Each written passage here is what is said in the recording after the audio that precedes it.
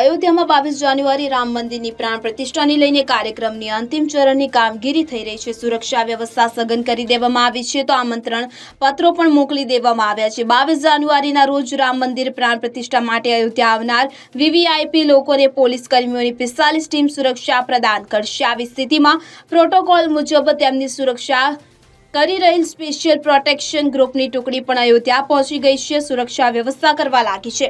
પસંદગીના પોલીસ કર્મચારીઓને 45 ટીમો અયોધ્યા આવનાર વીવીઆઈપી લોકોને નજીકથી સુરક્ષા પૂરી પાડશે। અને આ વિશે વાત કરતા એક વરિષ્ઠ અધિકારીએ જણાવ્યું હતું કે 22 જાન્યુઆરીના પ્રાણ પ્રતિષ્ઠા કાર્યક્રમ દરમિયાન વડાપ્રધાન નરેન્દ્ર મોદીની વિશેષ સુરક્ષા સમૂહ સિવાય કોઈપણ અયોધ્યામાં કોઈ વર્ગીકૃત સુરક્ષા અથવા ખાનગી સુરક્ષાને મંજૂરી આપવામાં આવશે નહીં।